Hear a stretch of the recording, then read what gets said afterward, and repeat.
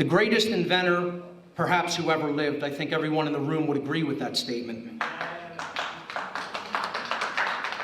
But some of the questions we don't usually get into is, how was it even possible at all for the name of the greatest inventor who ever lived to be historically marginalized? How was that even possible to do?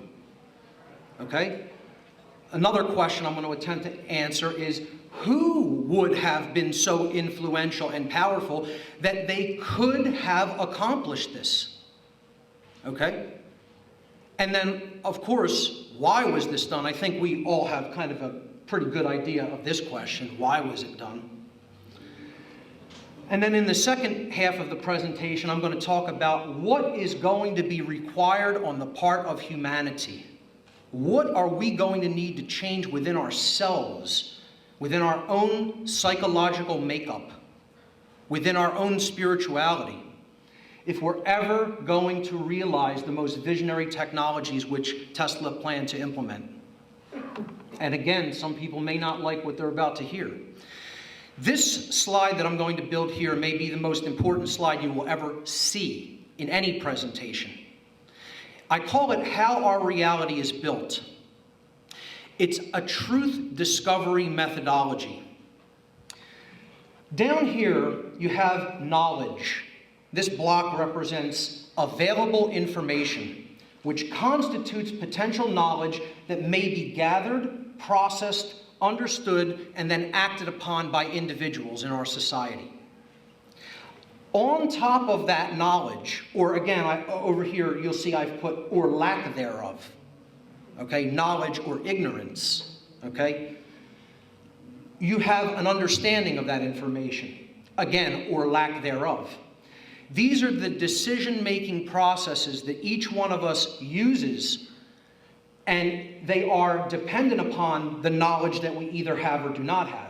So these processes take place in the human mind and are chosen by each individual based upon the available information that they take into themselves.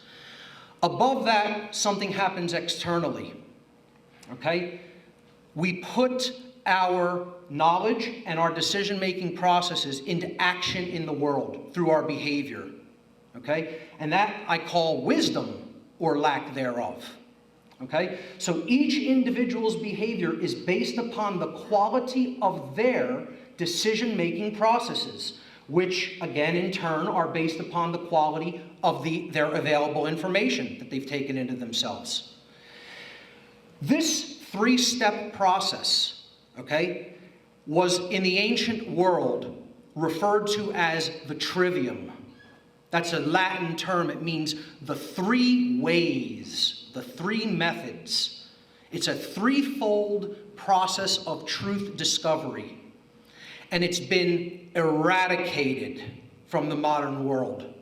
Eradicated. Okay? Real education in the past taught the trivium methodology. Now, so-called educators don't even know the trivium at all. They've never even heard of it. Okay? So, what happens above that? After human behavior, we get the result, right? We get what actually manifests in reality. So that's the generated result. The conclusion, the manifestation. It's what happens. It's what occurs in our world, okay? The quality of the condition which manifests in any given society is going to be based upon the aggregate quality of behavior within that society. That determines what our world is like. All right? Now, if you were of a mindset, just let's say, so to speak, to try to control that outcome, what level would you want to control things from? So, here's how to control reality, if you're of that mindset, and there are many people who are. Are you going to try to control it from the level of manifestation? Well, I think that's pretty impossible, right? Because it's already occurred. It already manifested. You're not going to control it from that level, so we could take that out of the equation. Are you going to control it from the human behavioral level? I mean physically. people's physical behavior. You're going to try to control that in each individual? Well, you could, but that's called overt control. And people see that pretty readily, right? And they'll rebel against that pretty quickly because they'll know they're under control. So that's going to be the most difficult place to control that from. Can you control it from people's decision-making processes, meaning from the level of mind? Yes, you absolutely can. But that's actually more difficult because you have to go to each individual and you would have to try to change the way that they think. Instead, the most effective way to control reality is to control it from this base level, available information, because that's the level all the other manifested realities are built upon. So if you can control that, you control the whole game. And you control behavior, and therefore you control the outcome. Okay? So we're going to look at how Tesla's name was actually removed from education, from schools. How was that done? How was that accomplished? Okay? Because if you're going to control available information, you have to have some level of control over educational institutions that are teaching children, allegedly. So where are you going to control that from? Are you going to control it from each institutional body? Would that be effective? I don't think that would be very effective. I think the best place, if you are of a mindset to try to control what is going to be taught to our children, would be to control the books. Okay? And when you control the books, which is the available information, you are controlling the answer to this question in the minds of children. What is possible? The imagination becomes stifled at that point. If you can control what people believe or don't believe is possible, you have total control because you control the human imagination. So this was done through controlling books and what was printed in textbooks. And I'm going to explain who did that. If you control it from a level of books, you control the mind. Mind control is not science fiction, ladies and gentlemen.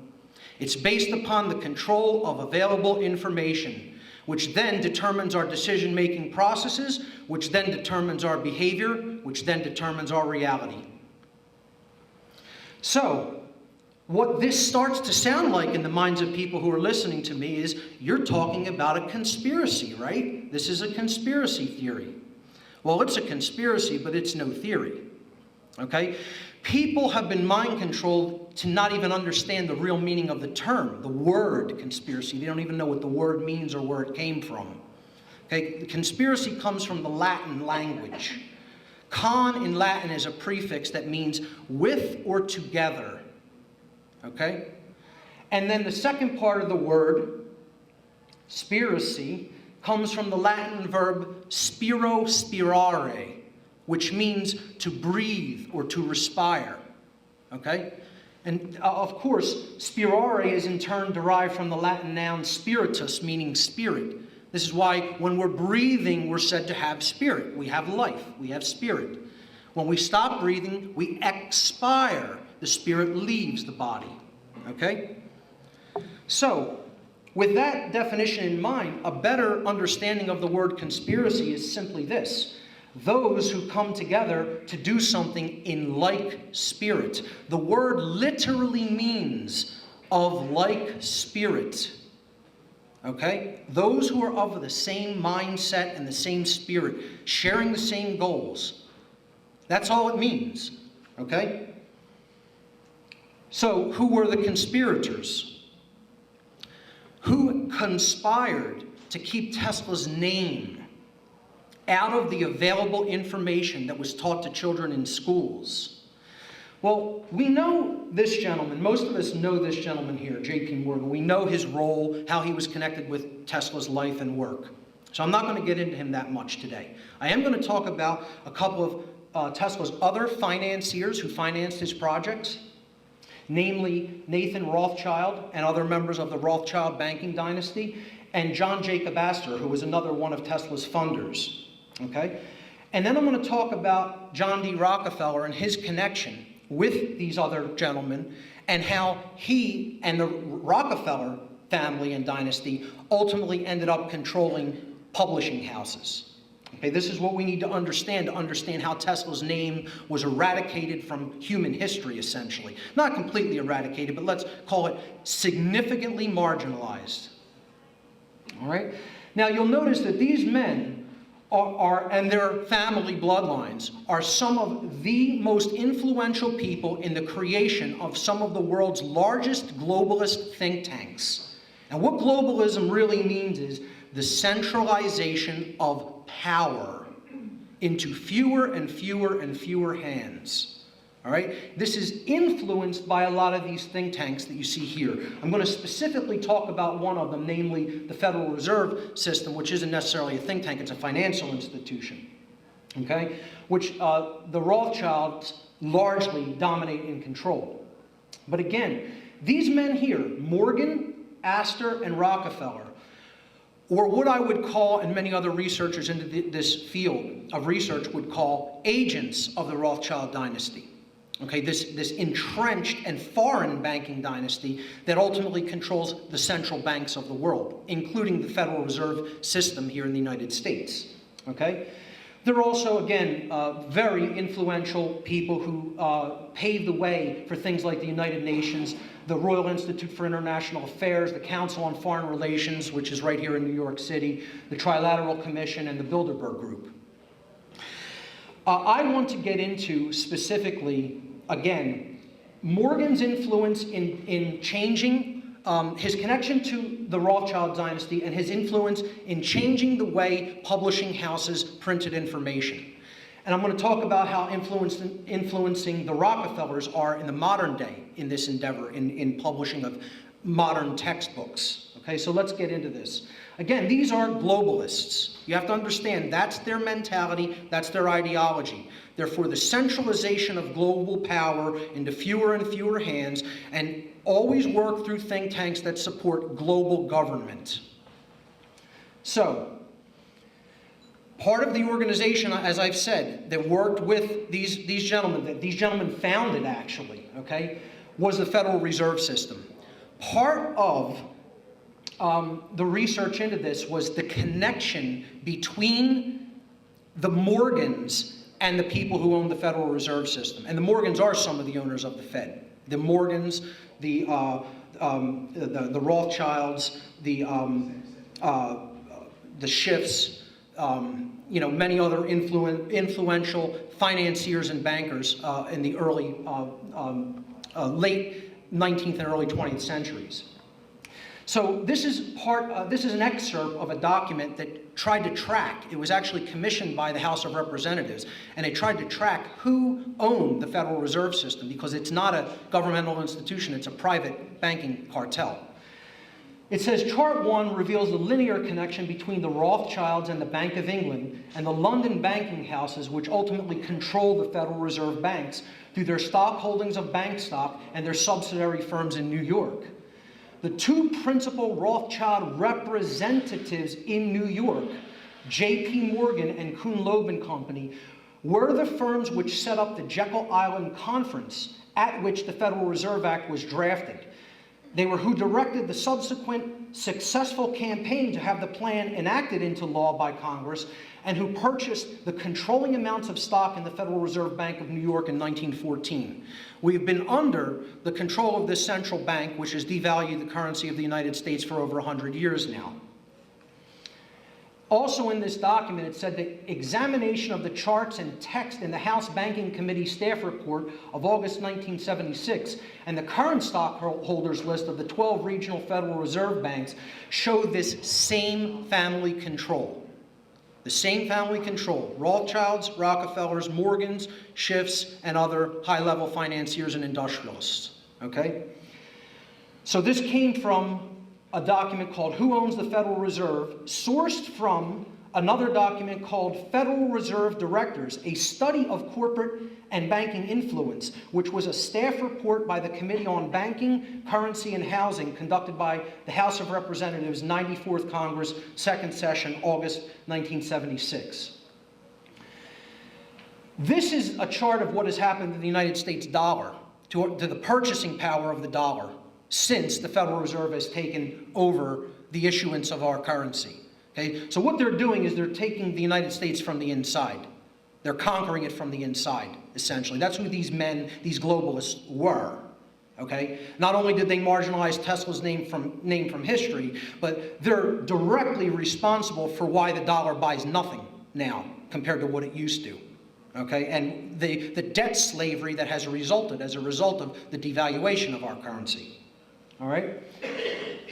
Now, going back to our globalist conspirators, I want to just briefly mention this gentleman here, John Jacob Astor, who was one of Tesla's funders. Astor started to challenge this banking cartel as it was rising to power. And he and other Astors didn't really want to go along with this plan to devalue the United States currency and create debt slavery. Okay? Not to say he wasn't a ruthless industrialist and financier, but he didn't want the really top level dogs to totally control the game and put everybody into debt slavery. Okay, so when Astor started kind of being a little bit outspoken against this plan to take over America and the world through debt slavery, does anybody know what happened to John Jacob Astor? What his fate was? He drowned aboard the Titanic. That's correct. Yes. Okay? So we get a little more into possible conspiratorial realms that may not have actually been an accident, quote unquote. All right?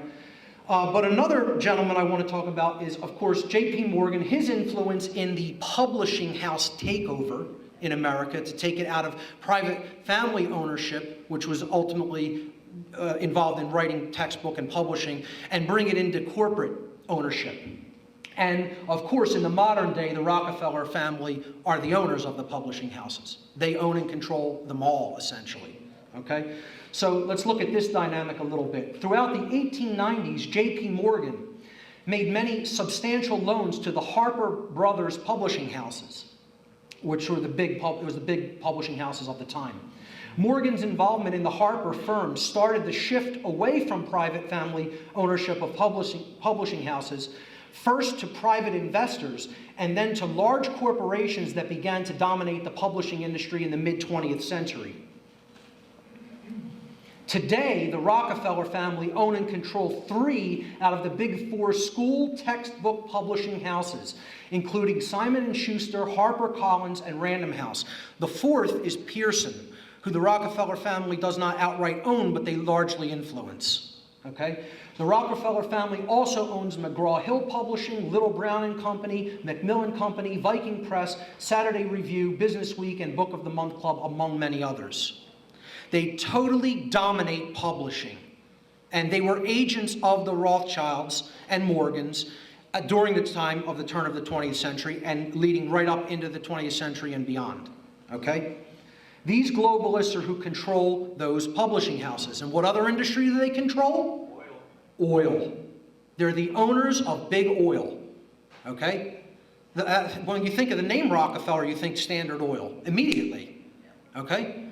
So they have no interest whatsoever in a collapse of their dynastic wealth, okay, in favor of free energy technologies. You know, when Tesla told people he was going to light up the entire world and give it free energy free of charge, that's the last thing that these globalists wanted. The absolute last thing they wanted. Okay? So they did everything in their power not only to stop the technology from being manifested, but to wipe Tesla's name out in any way they could. And it's ultimately to maintain control over this planet. Because they do have control over this planet. They're the people who control Earth. Why do they control Earth? Very simply, they control energy. Everyone needs energy to live. And if people remember nothing else that I say here today, or accept nothing else that I say here today, understand this. The control of energy is the control of human beings. It's the control of people. That's what people have to understand about all of this. We're not talking about just the control of a controlled energy paradigm. We're talking about the control of human beings and what they need to live and survive. Or in other words, slavery. Let's just stop euphemizing. There's too many people who euphemize things, and they don't want to call things what they really are. The control of energy is called slavery, okay? Whether anybody accepts that or not, that's what it is. And we need to stop euphemizing and say things the way they really are, unapologetically. And that'll be my role. If no one else will do it, I will. Okay? So most people, unfortunately, again, this may be uncomfortable for people to hear, most people in the free energy movement still don't understand the free part. They don't understand the free part of that equation. All right? They get the energy part. They're very, very clear about that. But the free part, they have a hard time with. Okay? In two ways I'm going to talk about that. Why do people not understand the free part? Their mind is under control. Their brain is in a cage. Okay? And that is because of the availability of information that they are exposed to. They have not dug deep enough to go down, all the way down to that bottom level and really attain real knowledge. Okay? So, what I'm talking about here is getting that mind out of the cage. Really freeing the mind at a psychological and spiritual level is the only thing that's going to make free energy manifest. Only thing, nothing else. All right? So thank you. Let's look at what I call the two universal worldwide religions, false religions, that are actually holding humanity back from the manifestation of free energy. And until the mind grasps that these are illusions, that they don't exist in nature, that they don't really do anything except hold us back evolutionarily, there will be no change. Nothing will change here. Don't expect it. Don't count on it. Okay? The first universally believed in world false religion is called authority, or government, call it whatever you want. It's authority. And it's a false religion, and here's what it actually is. It's not my belief about what it is, it's what it actually is. Okay? Authority is an illusion that is born out of mind control. It is based entirely in violence, and it is built upon the erroneous and dogmatic belief that some people are masters who have the moral right to issue commands, while other people are slaves who have a moral obligation to obey the masters. Now, I don't care whether you accept that or not. You could accept that or not accept it. No amount of not accepting it is ever going to make that statement untrue. That is eternal truth. Deal with it, or don't, but it's true nonetheless. Okay?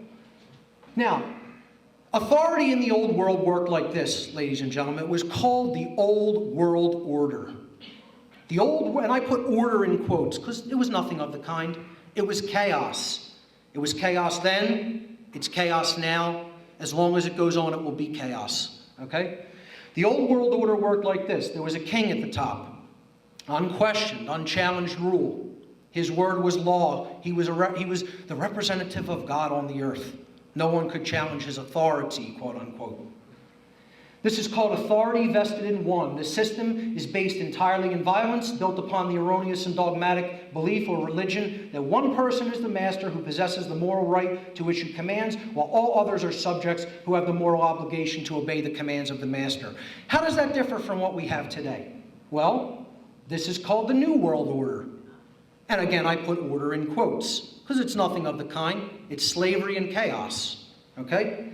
What sits at the top now is called government. You've just taken this notion of authority and you've divested it into the hands of a few people who call themselves government, okay, and still claim the authority over other people to issue commands and called laws, and then they have the moral obligation to obey those laws. All right? So this is called authority vested in few.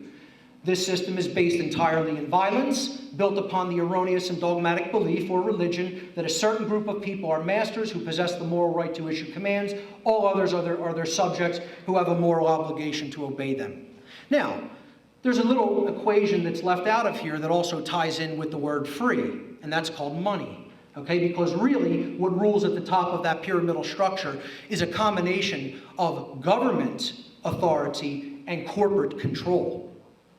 That wedding, that unholy union is what's really controlling the world today. A marriage of government and corporate power. Okay? That's what the New World Order is, quote unquote order. Let's just look at how they compare. The old world order with the king at the top, that's called, if we're being honest with ourselves and we stop euphemizing, that's called slavery ruled by one. Okay? If we stop the euphemizing. All right? The New World Order, on the other hand, is slavery ruled by few. Okay? And determined and dictated by the god called money. If we're being honest with ourselves. Most people aren't. Most people lie to themselves every day from the minute they get up until the time that they fall asleep at night. But if we're being honest with ourselves, that's what that certainly is. That's what these two systems most certainly are. Okay? The other religion that humanity has to get past and stop believing in is this concept called money, which was given to us by our enslavers, by the way. Okay? It's a belief-based system of control built upon the fear of scarcity and purposefully designed to limit access to energy. You know, this whole mind-controlled notion that money is the medium of exchange, that it's somehow the store of value, this is nonsense. It's nonsense. It's not what money is. That's not what it ever has been. It's always been a limiter, a control factor. That's all it is. And if something's controlled, it's not free. See, people think it's the flow. That's why they call it currency. It's word magic. Even in the name, it's word magic. We'll call it currency, so you will liken it to current in an electrical system, a flow of energy. Nothing of the sort. Not true at all. Okay? Then people say, oh, wait. It's the capacitance. It's the store of value, right? Like we store electricity in capacitors. No, it's not the store of value either. What is it? It's the resistance in the system. Money is the thing that stops energy from flowing freely. If we're being honest with ourselves, it's the resistance. If you're talking about DC, if you're talking about AC, it's the impedance. Okay? That's what it really is. And, the part that people don't get when it comes to freeing this technology is you got to give up the notion that you're going to be the one who owns it through the patent process. Let me tell you what the patent process is. It's a deal with the devil. It's a deal with the devil. Because you're taking that technology right to the government, right to the people who ultimately want to squash it so that they can maintain their petrodollar that they want to keep us in debt slavery to for eternity. Because this whole idea of peak oil is also a myth. And they know it. They know it. They'll keep this system running for tens of thousands of years if they can. All right? So the patent system is it's a cul-de-sac for control. That's all it is. It's getting them. How many free energy inventions do you think were killed by the patent system? 6,000. And probably more. That's probably the ones we know about, Russell. That's right. That's right. Okay? So before people get ahead of themselves and think we're going to bring all the Tesla technology to fruition, and guess what? I'm the number one advocate of that. I'm the number one proponent of that, an enthusiast of that. I think that the world needs that above many other things, okay? But if we think we're going to bring Tesla's visionary technology to fruition within a state of slavery, we're lying to ourselves. We're kidding ourselves, okay? We have to stop trying to put the cart before the horse, okay? You can't put the cart before the horse, okay? People think, what the free energy movement seems to think is that Tesla technology is the horse, and it's going to bring in freedom in the cart into our culture. Freedom's riding in that cart, and Tesla technology is that horse. It's going to pull it in, and we're going to magically be free once we develop that. Well, I'm sorry to burst the bubble on that, ladies and gentlemen, but it's the other way around. It's exactly the other way around, okay? Tesla technology's in that cart, and the horse is true freedom, an understanding of what true freedom is, living in harmony with natural law, the laws of morality, have to come first to usher in an era of true freedom, and then the Tesla technology will be pulled in. Not a moment until. There can be no free energy in an ongoing state of slavery. Slavery must be ended first before free energy can ever be manifested. Thank you. Now, what I'm really talking about here is a paradigm shift, okay? It's a paradigm shift in the mind, and the religions of money and authority have to be completely abandoned. They have to be completely abandoned before that new manifestation of free energy can occur, okay? Free energy can only manifest as a natural consequence of universal spiritual enlightenment. And that enlightenment, contrary to what many people will tell you, is, by definition, the abandonment of these false religions of authority and money. That's what enlightenment is, contrary to what the New Age movement will tell people that it is. That's what it really is, okay?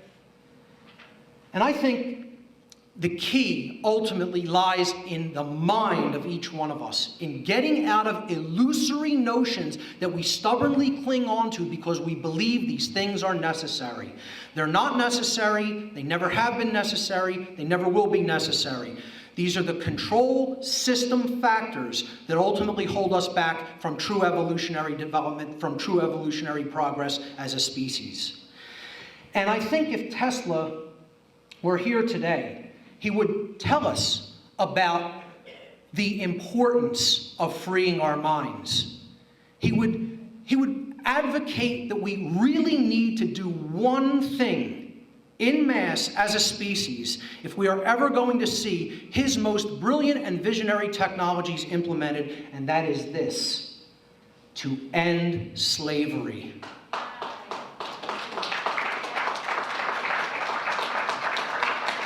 When we do that, and not a moment before, we will see a new world, truly a new world born that is a world of order and peace and prosperity, and most importantly, freedom. Ladies and gentlemen, thank you for your kind attention.